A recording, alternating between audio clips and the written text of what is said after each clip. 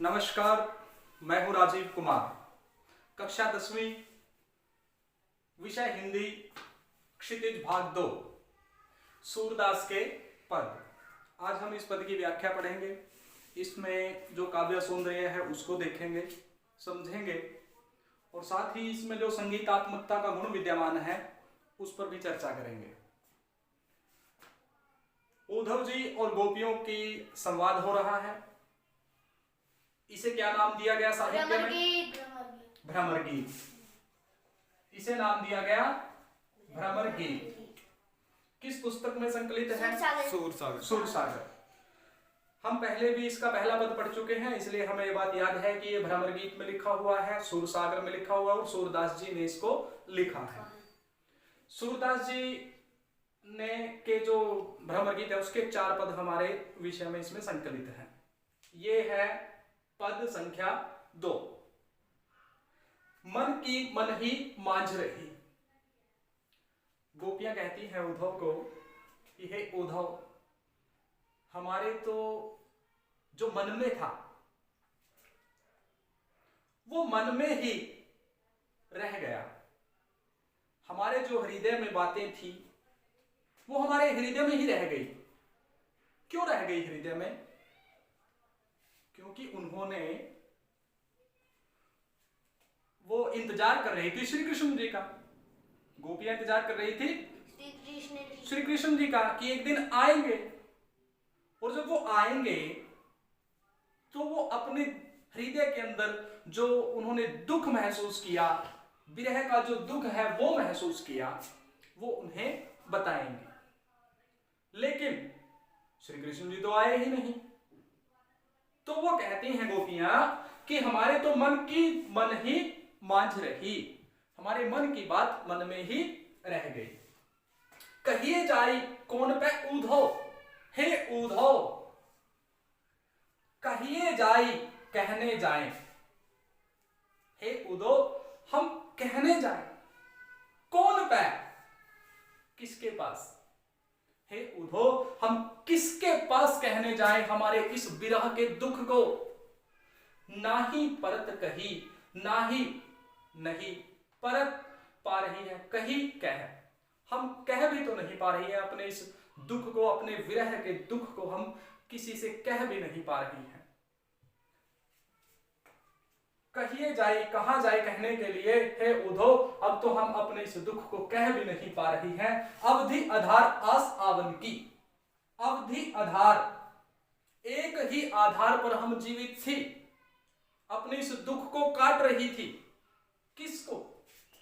आस आवन की, कि श्री कृष्ण जी के आने की आस थी, और इसी के आधार पर हम अपने समय को व्यतीत कर रही थी।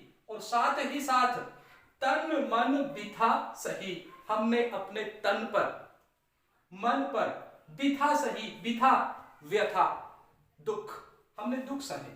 हमने इसी आस में दुख सहे कि एक दिन श्री कृष्ण जी आएंगे और हम उन्हें अपना विरह का दुख बताएंगे कि हमने तुमको कितना याद किया।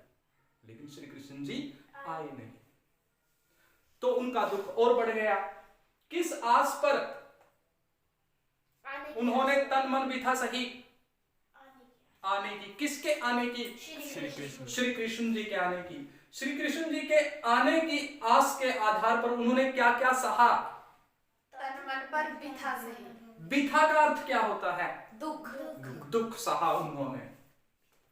अब इन जोग संदेशनी सुनी सुनी, अब इन, यह जोग संदेशनी, योग का संदेश, अब यह योग का संदेश सुनी सुनी, सुन सुनकर। गोपियां कहती हैं अब तो यह योग का जो संदेश है वो सुन सुनकर विरहिनी, विरहिनी होती है जो विरह का, जिसको रोग लग गया है, और विरह को कहते हैं बिछड़ने का। बिछड़ने का दुख जिसे हुआ है, जो व्यक्ति बिछड़ा है, पुरुष है स्त्री है यहां पर विरहिनी स्त्री, बिछड़ने के दुख को सहने वाली स्त्री विरहिनी। बिरह दही, बिरह, विरह, वियोग बिछड़ना। दही जलना, दही का अर्थ क्या है? जलना। जलना। गोपियां कहती हैं कि अब तो हम जो विरहिणी हैं वो विरह में जलने लगी है, वो वियोग की आग में और अधिक जलने लगी है। कि एक तो हम पहले ही जल रही थी, जलने का मतलब है दुख सहन कर रही थी, और जब श्री कृष्ण जी नहीं आए तो हमारा दुख जो था वो और भी अधिक बढ़ गया, हम उसमें और भी अधिक दुखी होने लगी, जलने लगी। किसका संदेश सुनकर गोपियां और अधिक विरह में दहने लगी थी, जलने लगी थी? योग का संदेश। योग का संदेश। योग का संदेश कौन लेकर आया था? उद्धव। किसने भेजा था? श्री कृष्ण जी ने। विरह दही, दही का अर्थ क्या होता है? दही का अर्थ जलना। जलना। ये खाने वाली दही नहीं है, हाँ खाने वाली दही, ये जलना इसका तात्पर्य है। चाहती हुती, चाह रही थी, हुती थी, चाह रही थी, गुहारी जितही तय, जितही जहां से, गुहारी रक्षा के लिए पुकारना, कि जहां से हम रक्षा के लिए पुकार रही थी, जहां से हम रक्षा के लिए पुकार रही थी कि हमारी रक्षा करो, आओ हे श्री कृष्ण जी हमारी रक्षा करो, आओ हमारे इस दुख को दूर करो, उततय वहीं से धार बही, धार बहने लगी, धारा बहने लगी। किसकी धारा? निर्गुण की, योग की। गोपियों ने क्या कहा कि जहां हमने रक्षा के लिए पुकारा वहीं से एक संदेश आ गया योग का, योग की धारा बहने लगी, अर्थात हमारी रक्षा के लिए कोई भी नहीं आया, इसके विपरीत उन्होंने योग का संदेश भिजवा दिया। क्या चाह रही थी गोपियां? रक्षा के लिए पुकारना। गुहारी शब्द का अर्थ क्या होता है? पुकारना, रक्षा के लिए पुकारना। धार बही, किसकी धारा बहने की बात कही है? योग के संदेश की धारा बहने की बात की जा रही है। सूरदास, इससे यह पता चलता है कि यह सूरदास जी द्वारा लिखित पद है। अब धीर धरहि क्यों, अब धीर धैर्य, धरहि धरें रखें, अब धैर्य रखें क्यों? गोपियां कहती हैं अब हम धैर्य क्यों रखें?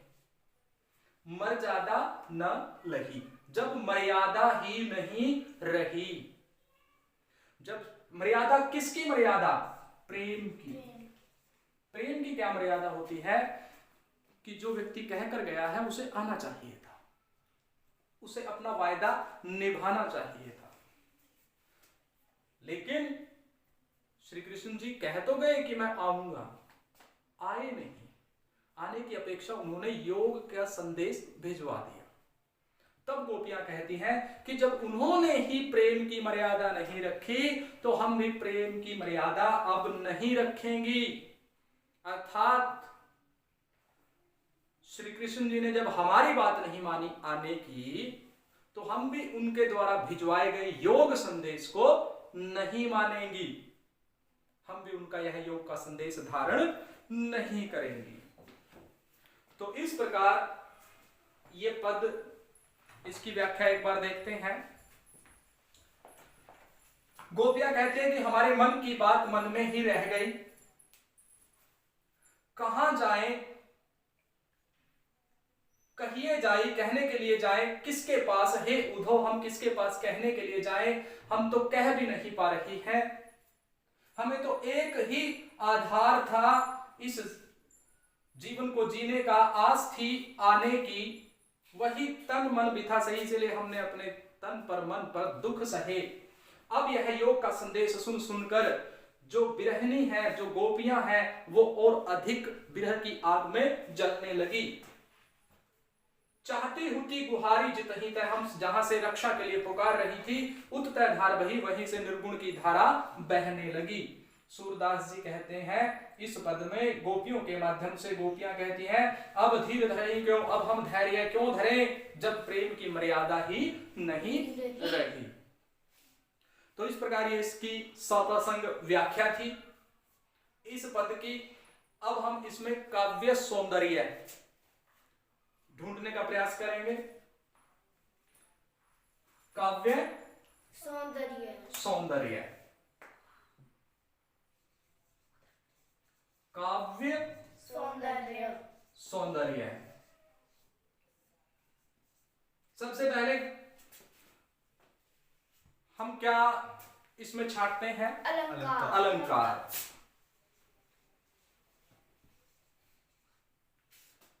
इसके बाद रस रस, गुण गुण,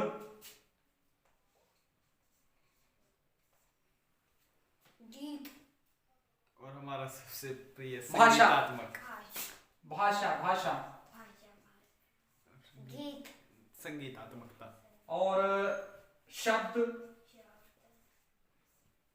संगीतात्मकता और वो संगीतात्मकता जो अन्य है वो। क्या इसमें दिखाई दे रहे हैं सारे के सारे? यस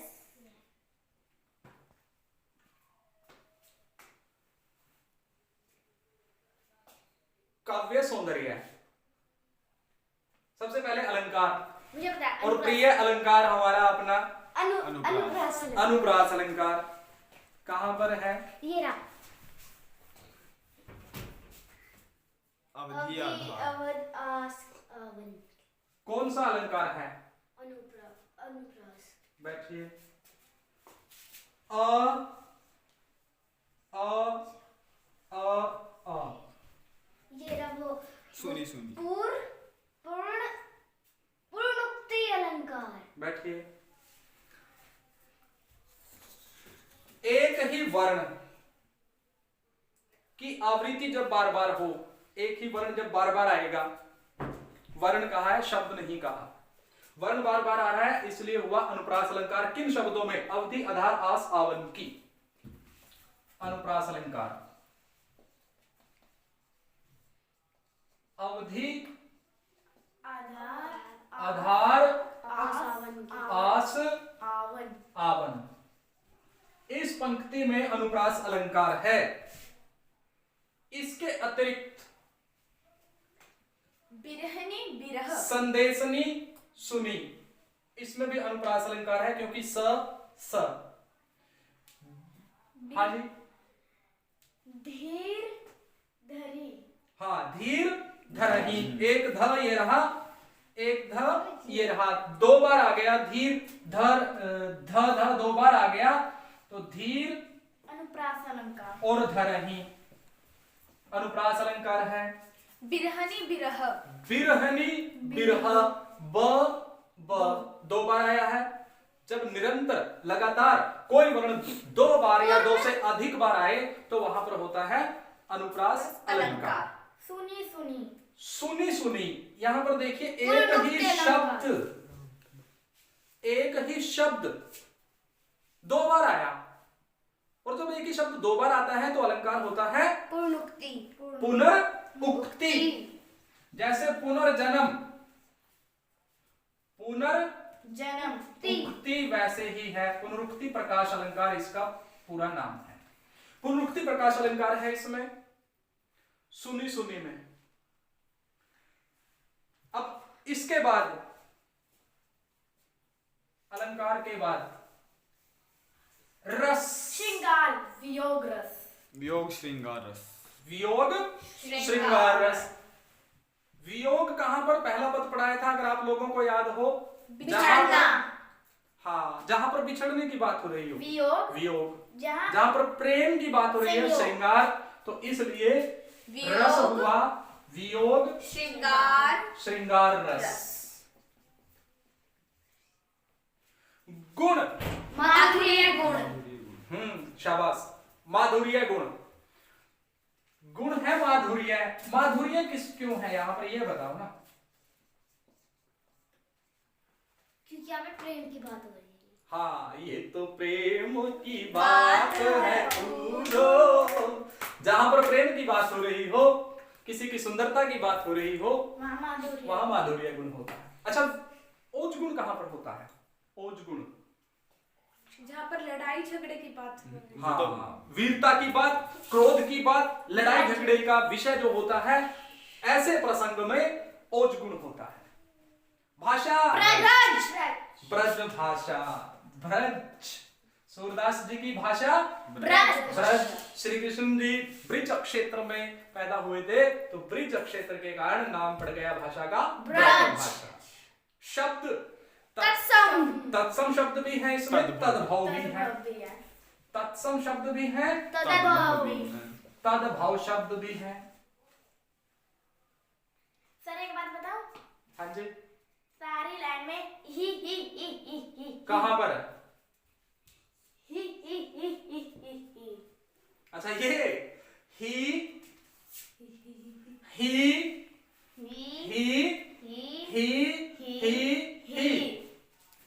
रही कही सही दही बही लही।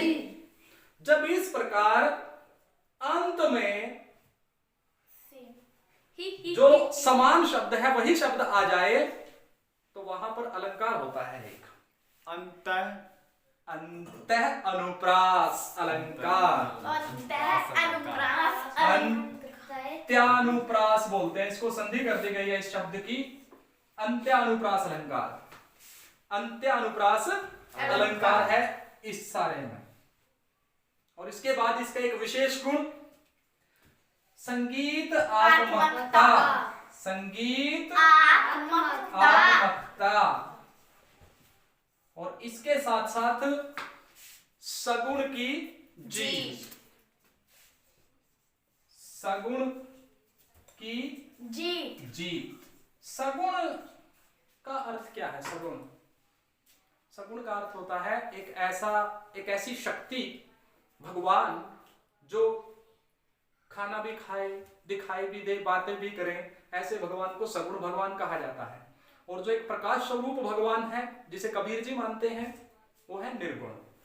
ज्ञान के मार्ग से जिसे प्राप्त करें निर्गुण, भक्ति के मार्ग से जिसे प्राप्त कर सकें सगुण। तो यहां पर सगुण की जीत दिखाई गई है इस पद में। अब संगीतात्मकता, प्यारे विद्यार्थियों के साथ इस पद में एक गुण है। रिकॉर्डिंग हो रही है क्या? देखो एक बार। गुण है संगीतात्मकता का। प्रयास करते हैं, मिलकर इस भजन को गाते हैं। आप सभी का सहयोग, विद्यार्थियों का। गोपियां कहती हैं, हमारे तो मन की ही मन में रह गई, मन की मन ही मांझ रही, मन की मन ही मांझ रही, मन की मांझ रही, मन की मन ही मांझ रही। कहिए जाई कौन पे उधो, नाही परत कही, मन की मन ही मांझ रही, मन की मन ही मांझ रही। अवधि आधार आस यावन की, तन मन भी था सही, मन की मन ही मांझ रही, मन की मन ही मांझ रही। अब इन जोग संदेश नि सुनी सुनी, बिरहनी बिरहदही, मन की मन ही मांझ रही, मन की मन ही मांझ रही। चाहती हुती गुहारी जित ही तै, उत तै धार बही, मन की मन ही मांझ रही, मन की मन ही मांझ रही। सूरदास अब धीर धरही क्यों, मर जा दान लही, मन की मन ही मांझ रही, मन की मन ही मांझ रही। मन की मन ही माझ रही, मन की मन ही माझ रही, कि हे उद्धव हमारे तो मन की मन में ही रह गई, अब हम किसके पास जाए कहने के लिए, हमसे कह भी नहीं पा रही हैं। हमें एक ही आस थी उनके आने की, इसीलिए हमने अपने तन मन पर दुख सहे। अब यह योग का संदेश सुन सुनकर हम और भी अधिक विरह में जलने लगी हैं। हम तो जहां पर रक्षा के लिए पुकार रही थी वहीं से निर्गुण की धारा बहने लगी है। अब हम धैर्य क्यों रखें जब श्री कृष्ण जी ने ही प्रेम की मर्यादा की मर्यादा न रखी। तो इस प्रकार इस पद में हमने इसका काव्य सौंदर्य पढ़ लिया, व्याख्या पढ़ ली, संगीतात्मकता के गुण को समझ लिया। अब ये प्रश्न उठते हैं कि किस इसमें से जो छोटे बहुवैकल्पिक प्रश्न उत्तर या वस्तुनिष्ठ प्रश्न उत्तर बनते हैं, हम उनके प्रश्न देने का उत्तर देने का प्रयास करते हैं। ये किस काल से संबंधित है अगर आप इसे समझना चाहें तो किस काल से संबंधित है ये, मैं एक बार बताना चाहूंगा। काल, हिंदी साहित्य के काल को 4 भागों में बांटा गया कि जितने भी कविताएं, गद्य, पाठ हिंदी में लिखे गए उसका एक इतिहास लिखा लेखकों ने। उस इतिहास में जितनी भी किताबें लिखी गई उनको 4 कालों में बांट दिया गया। सबसे पहला काल था आदिकाल। आदिकाल 1075 ईस्वी से 1375 ईस्वी के आसपास का ये काल है। उसके बाद भक्ति काल,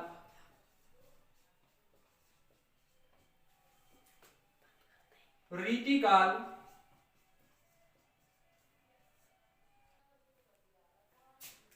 तो ये 4 कालों में विभाजित है हिंदी साहित्य। उनमें से चौथा है आधुनिक काल। हमारे जो ये कवि हैं, जो भक्त कवि हुए हैं, तुलसीदास जी, सूरदास जी, कबीर, वो भक्ति काल के कवि माने जाते हैं। किस काल के कवि माने जाते हैं? भक्ति काल। भक्ति काल के कवि। तो इसमें प्रश्न बनते हैं, गोपियों की कौन सी मन की बात मन में ही रह गई? हाथ उठाइएगा। हाँ जी। कृष्णा जी जब चले गए थे उन्होंने वादा किया था कि वो आएंगे, उनके मन में यही बात रह गई कि वो आएंगे, पर वो आए नहीं। अच्छा, उनके हृदय में जो दुख था, पीड़ा थी, वो चाहती थी कि वो श्री कृष्ण जी को सुनाए। यही बात उनके मन में रह गई कि अब किसे सुनाएंगे।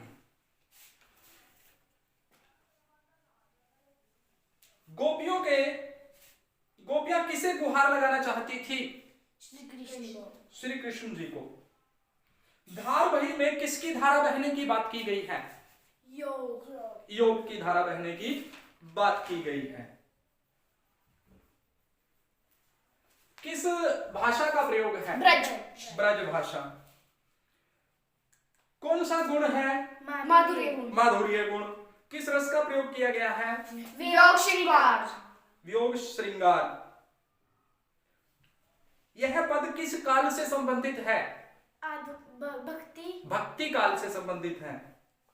अलंकार हमने छांट लिए थे। उसके अतिरिक्त भी इसमें पुनरुक्ति प्रकाश अलंकार है। कहां सी है पुनरुक्ति अलंकार? सुनी सुनी सुनी सुनी में पुनरुक्ति प्रकाश अलंकार है। अनुप्रास अलंकार। अनुप्रास अवधि आधार अवधि आधार आवाज ऊंची नहीं आती आपकी। अवधि आधार आस आवान आवन की। बैठिए, शाबाश। धीर धर ही क्यों? अनुप्रास अलंकार। अब इसमें से प्रश्न उत्तर बनते हैं जो बहुवैकल्पिक हैं।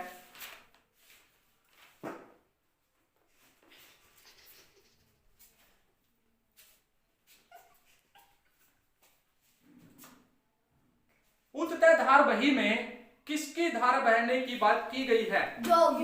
योग की। मन की मन में ही रह गई यह दशा किसकी है? गोपियों की। हाँ, गोपियों की।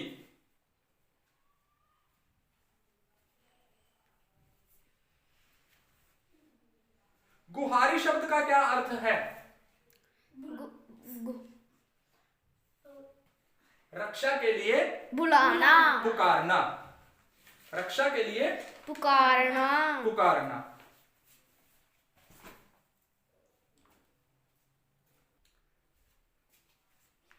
अब हमने इसमें काव्य सौंदर्य पढ़ लिया, व्याख्या पढ़ ली, प्रश्नोत्तर इसमें से जो बनते हैं वो छांट लिए। इसके अतिरिक्त मैं चाहूंगा कि एक बार फिर इसकी व्याख्या आप लोगों के द्वारा की जाए। तो कौन सा विद्यार्थी है जो इसकी व्याख्या करेगा साथ ही साथ? आइए।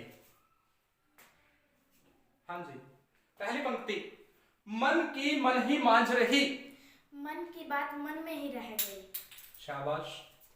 कहिए जाए कौन पे उधो, किसे कहें हम उधो, नाही परत कही। हम पे कहा नहीं जाता। थोड़ा ऊंचा बोलिएगा, आवाज कम आती है आपकी। अवधि आधार आस आवन की, तुम्हारी आने की आस थी। तन मन बिथा सही, हमारा तन मन दुख सह रहा था। हमने सहा, अपने तन और मन पर दुख सहा। अब इन जोग संदेशनी सुनी सुनी, अब इन जियो के संदेश सुन सुनकर बिरहनी बिरह दही, बिरहनी जो थी वो विरह में जलने लगी। चाहती हुती गुहारी जितही तय, मैं तुम्हें रक्षा की आवाज चाहती हूँ। हाँ, मैं तुम्हें रक्षा के लिए जहां से पुकार रही थी, उत तय धार बही। वहां से योग की धारा बही। सूरदास, अब धीर धरही क्यों, अब हम धीर क्यों धरें, मर्यादा न लही, मर्यादा नहीं रही। इसके साथ साथ मैं इसमें जो सूरदास जी की भाषा है उस पर भी चर्चा कर लेते हैं। सूरदास जी की भाषा, जी की भाषा शैली के विषय में भी हम पढ़ लेते हैं। प्रश्न बनता है ये कि सूरदास जी की भाषा बताइए, ब्रज। उस पर टिप्पणी कीजिए। तो हम कहते हैं कि सूरदास जी की भाषा है ब्रज।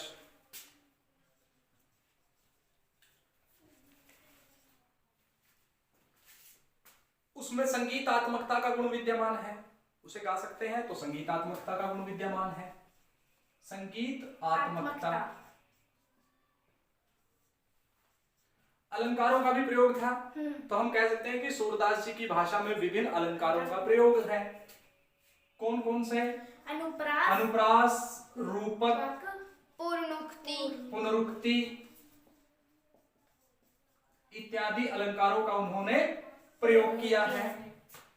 रस भी बता सकते हैं कि सूरदास जी की भाषा में माधुर्य, वियोग, श्रृंगार, श्रृंगार रस का प्रयोग है। ये श्रृंगार और वात्सल्य के श्रेष्ठ कवि माने जाते हैं।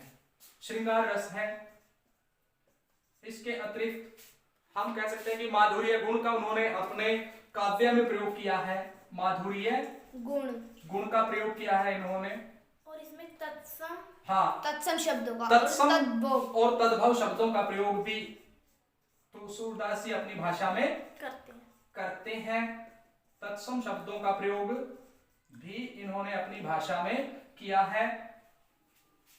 जो मुख्य है वो है व्यंग्य आत्मकता, व्यंग्य आत्मकता का गुण, व्यंग्यात्मकता का गुण इसमें विद्यमान है।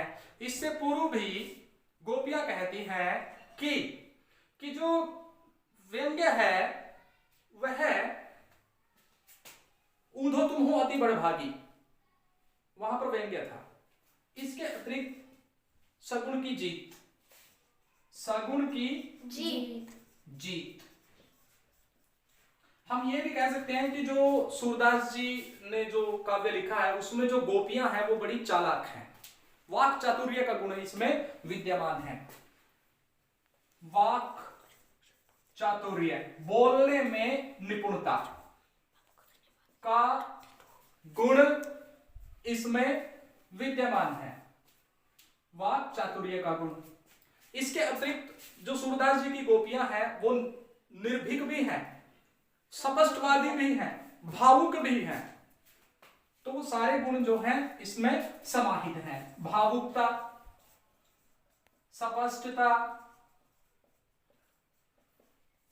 ये सारे जो विशेषताएं हैं वो सूरदास जी की भाषा शैली में है। इसके साथ साथ जो वाक चातुर्य की है वो भी इसमें शामिल है। तो हमने ये पद पढ़ा, इसकी के साथ साथ हमने सूरदास जी की भाषा शैली के विषय में बात की। इससे अगले जो पद है वो भी पढ़ा दिए जाएंगे आपको। किसी प्रकार की कोई भी आपको संदेह है, कोई प्रश्न समझ नहीं आता, पढ़ाने में कोई लगता है कि ये कमियां हैं वो दूर करने के लायक है, तो मैं उनको जरूर दूर करूंगा। आपसे अनुरोध है कि ये जो वीडियो बनाई जा रही है ये सारी की सारी शिक्षार्थ है, शिक्षा के लिए है, कोई व्यापार नहीं है। कृपया इन्हें देखें, पढ़ें, समझें और मुझे भी कमेंट में बताएं कि किस प्रकार से इसको और अधिक बेहतर बनाया जा सकता है, या फिर कोई संदेह हो आपको, कोई प्रश्न समझ में ना आया हो तो आप कमेंट में उनको लिखकर बता सकते हैं। मैं उन्हें हल करने का प्रयास करूंगा। नमस्कार, राजीव कुमार। धन्यवाद।